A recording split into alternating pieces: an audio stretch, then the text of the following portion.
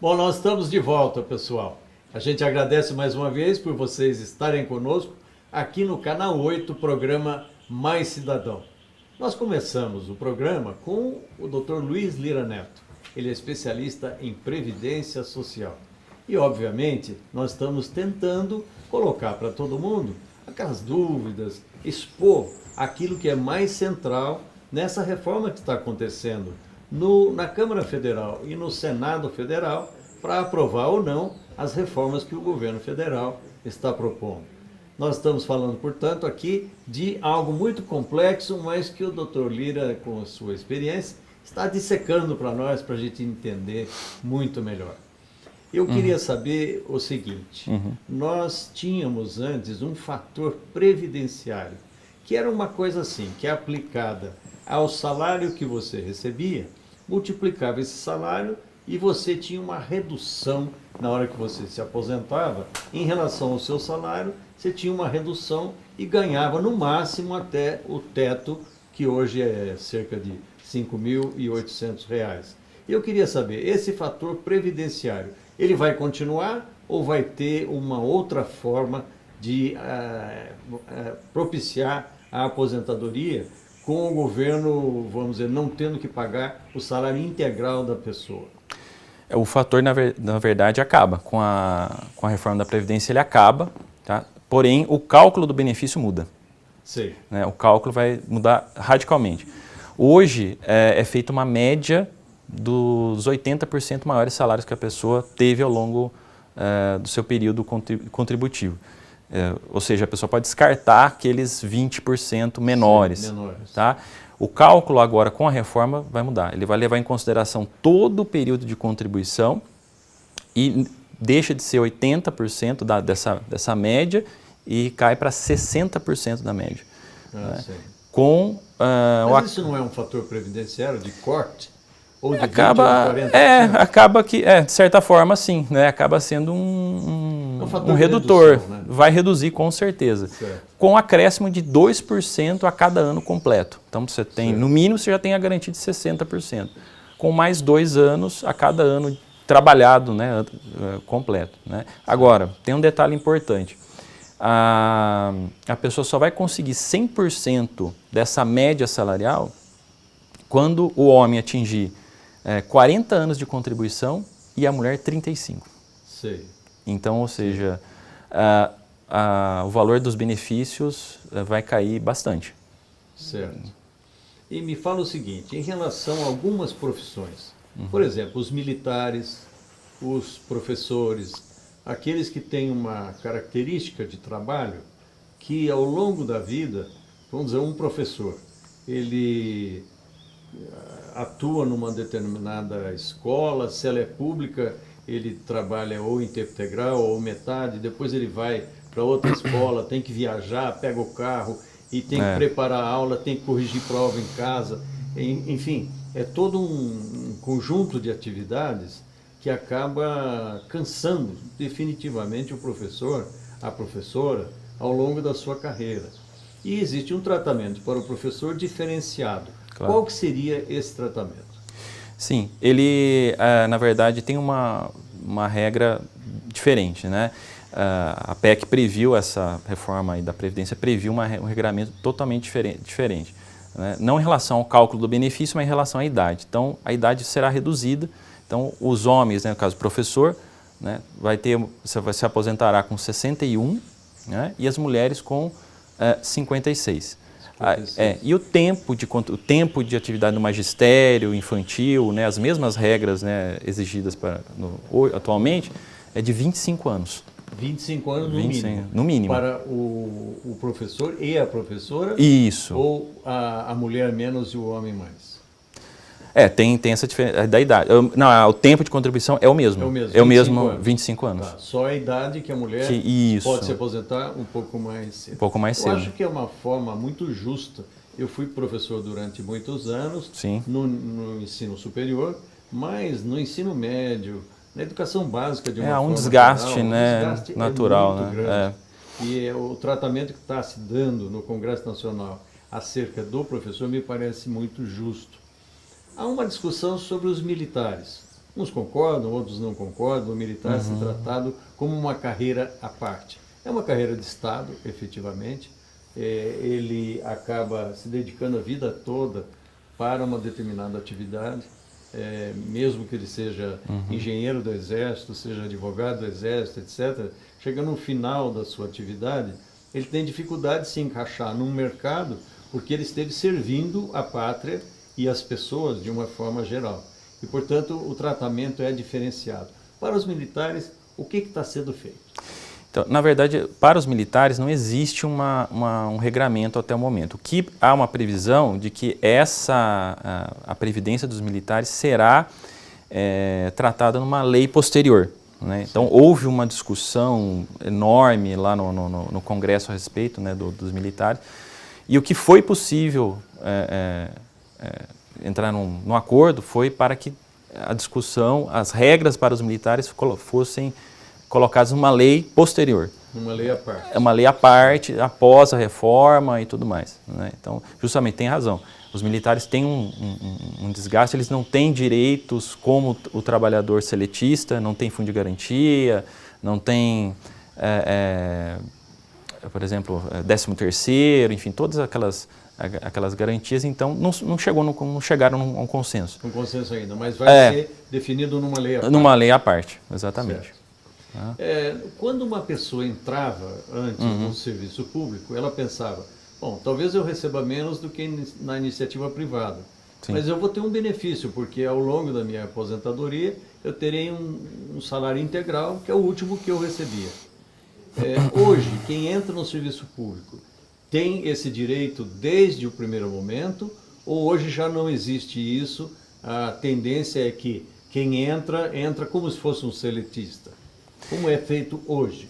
Hoje já não é mais assim, dependendo da situação, da data que ele começou a trabalhar, porque em 2003 houve uma reforma também da Previdência para os servidores públicos, e não mais, em qualquer caso, qualquer situação, o servidor hoje ele consegue receber o salário integral. Pode ser, sim, que ele receba um valor menor. Pela reforma haverá um tratamento diferenciado, uma redução, e a maioria dos casos o cidadão não vai conseguir receber o salário integral. Tá. E aquela pessoa que trabalhou no serviço público um tempo, saiu e foi para a iniciativa privada, ou vice-versa? Começou na iniciativa privada, depois prestou um concurso e acabou entrando no serviço público. Sim. Essa migração de direitos, como que fica para essa pessoa? Ela haverá que nós chamamos de contagem recíproca, né? Sim. Então você pode levar o tempo de contribuição de um regime para o outro, né? Certo. Existe essa possibilidade. Então o cidadão começou na iniciativa privada, prestou um concurso, passou, ele quer trazer esse tempo para o regime próprio, que nós chamamos, o regime dos servidores. Então isso é possível. Tá? Nós estamos tratando aqui no Canal 8, o programa Mais Cidadão, da questão da reforma da Previdência. Todo mundo sabe que é um assunto complexo, mas nós estamos trocando em miúdos aqui, conseguindo explicar, dividindo esse assunto tão importante em algumas questões, e o doutor Luiz Lira Neto está nos respondendo sobre isso. Mais uma vez, a gente agradece a você que está tendo a paciência de estar conosco esse tempo todo para ouvir uma questão tão atual como essa da reforma da Previdência. Falar na reforma, no processo político que ela representa. A Câmara Federal já em 2 votações aprovou com uma margem significativa de votos favoráveis. O Senado Federal analisou num primeiro turno e está analisando no segundo turno para verificar se passa no Senado. Na sua avaliação, esse processo, uma vez concluído, volta para a Câmara sem alteração nenhuma, ou isso vai direto para a promulgação da Presidência da República? Como é que é a sua avaliação do processo de continuidade? Olha, eu vejo que a reforma será aprovada, tá? E ela será encaminhada, agora com pequenas alterações, ela será encaminhada direto para a promulgação do presidente, né? E aí depois ela passa a ter a vigência. No momento, não, só para que as pessoas entendam, né, não não está valendo, a reforma não entrou em vigor ainda, né? Não está valendo. Eu entendo, justamente para evitar esse retorno da PEC para a Câmara dos Deputados, foi criada a chamada PEC paralela. Né? É um outro projeto de emenda, de alteração da Constituição com relação às regras da Previdência, que será votada lá no Senado, depois ela vai para a Câmara. Então, foi estabelecida essa PEC paralela para evitar, né, novo retorno da... Bom, para o pessoal saber o que é PEC, isso, é um projeto de emenda constitucional. Exato. Eu já fui deputado, sei como é que é esse negócio.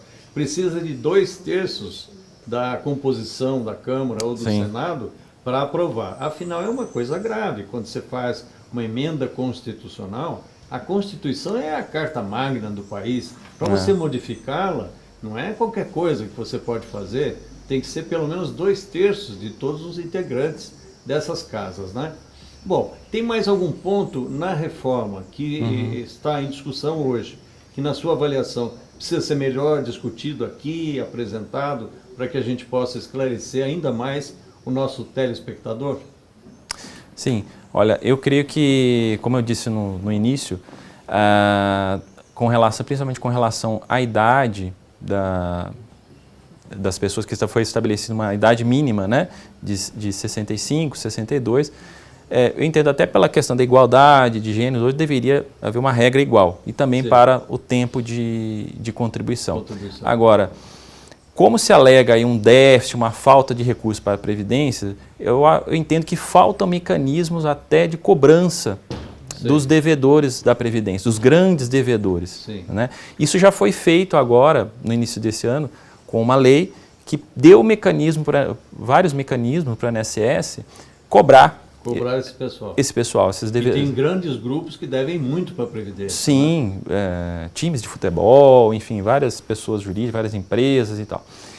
Mas isso não foi tratado na reforma. Certo. E eu entendo que deveria se colocar um mecanismo mais forte, mais enérgico, justamente para conseguir trazer mais recursos à Previdência e equilibrar o sistema, né? Bom, em relação à área rural, talvez muita gente da área rural esteja nos assistindo. Essas pessoas começam mais cedo a trabalhar, calejam a mão, pegam sol, pegam intempéries, etc., e tem que trabalhar. É claro que ele, aos 65 anos de idade, certamente terá um desgaste físico muito maior. Nesse caso, o que está sendo feito? Sim, na verdade a idade permanece a mesma, né? Com uma redução de 5 anos. Né? Então, o homem continua se aposentando com 60 e a mulher com 55. 55. O que vai aumentar é o tempo. Né? Hoje... 55 ou 57? Não, 55. 55. É 55. Tá. O tempo de contribuição aumenta um pouquinho, aumenta 20 anos para ambos, homem e mulher. Ambos, tá. Porque o trabalhador rural, ele tem muitas dificuldades. Sim. Às vezes até ele não tem nem carteira assinada. Exato. Como é que fica essas pessoas que durante muito tempo trabalharam, viveram nas fazendas, foram aqueles chamados colonos, que moravam lá, então, às vezes nem tinha carteira assinada. Sim. Como é que faz para contar o tempo de serviço desse pessoal? Nesse caso, o ideal seria que a pessoa, ainda antes da reforma, se possível, ingressar com pedido no INSS, consultar primeiramente um profissional, porque ainda antes da reforma é possível sim contar esse tempo sem que haja contribuição. Né? Existem algumas regras específicas, precisa ter testemunhas, documentos, comprovando que ele trabalhou na roça, lá, enfim, naquele local como rurícola, né? É possível contar esse tempo sem que ele tenha contribuído, até porque naquela época existia o chamado Fundo Rural, que não exigia a contribuição desse trabalhador. Né? Então, o ideal é que isso seja feito agora, porque com a reforma a regra será um pouco mais rigorosa, que vai dificultar o acesso. Está perfeito. Bom, e forma. Os empregadores também, sabendo disso, têm que colocar carteira de trabalho, etc., e garantir, vamos dizer assim, a preservação da saúde ocupacional. É o mínimo, né? Funcionário, é o mínimo. Né? Bom, pessoal, nós estamos chegando, infelizmente, ao fim desse nosso primeiro programa no Canal 8, programa Mais Cidadão. A gente voltou para a televisão. Eu e a Silvia, minha esposa, ela apresentando um programa de variedades, gastronomia, e eu a parte de entrevistas. E nós tivemos hoje o privilégio de contar com a presença do Dr. Luiz Lira Neto. Ele que é formado na Unip, especialista em Direito Previdenciário, que nos brindou hoje com uma aula praticamente sobre o regime previdenciário que está em reforma e em discussão no país nesse momento. Queria lhe agradecer pela sua participação, convidar o pessoal sempre para estar conosco daqui para frente, porque sempre haverá uma atividade em favor da cidadania em nosso programa. Obrigado, doutor Lira. Eu que agradeço pela oportunidade. Tá bom. Um abraço a você e até a próxima.